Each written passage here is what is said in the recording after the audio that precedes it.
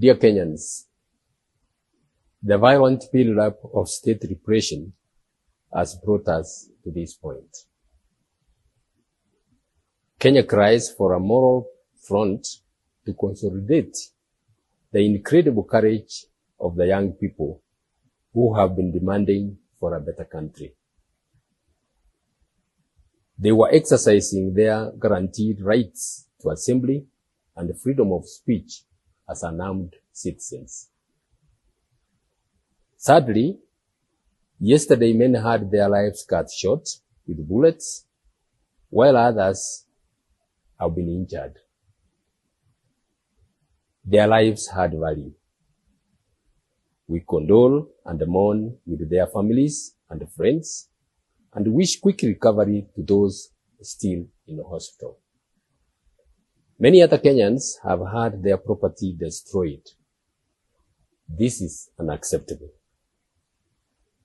The truth is this: these young Kenyans are not alone.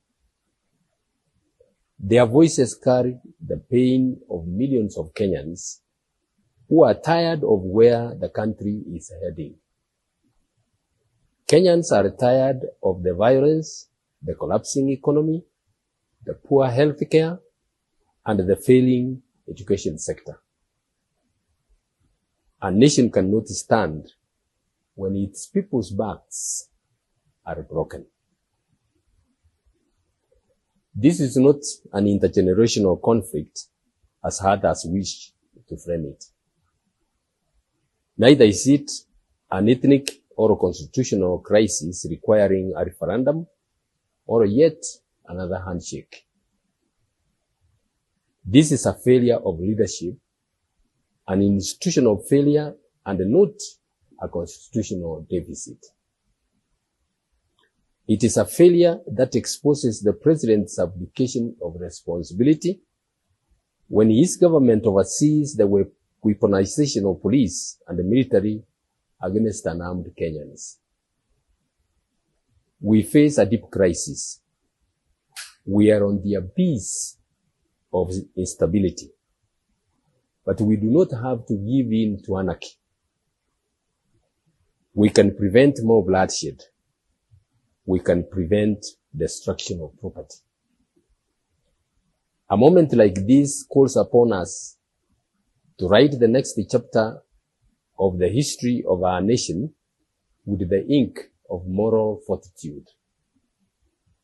We must seek out common voices to guide us back to a path to constitutionalism, economic prosperity, and human dignity. This moment calls upon us to put aside political interests and pursue the Kenya of our most courageous dreams. It is with this in mind that I have reached out to several leaders and organizations to find a solution out of the institutional and leadership crisis we face today, with 4 absolute essentials. First, we must listen to the concerns of the young people who have paid a heavy price since last year. We cannot entertain yet again elite settlements and handshakes that do not fundamentally change the welfare of Kenyans. Second, we must hold accountable all leaders of institutions that have failed in upholding the rule of law, including the National Police Service, the IG, the DCI, IPOA, and the National Assembly. Third, we must arraign in court all those involved in the killings, injuring, and maiming Kenyans, as well as those who have destroyed property. Fourth, the buck stops with the president. We must commence a process to hold the president accountable for the gross violations of the Constitution. Kenyans can decide what this process would entail. I am confident that together we will reset this country with the rule of law, restore dignity, and rebuild our economy. I pray for wisdom and for continued courage for us all. May God bless you. Thank you.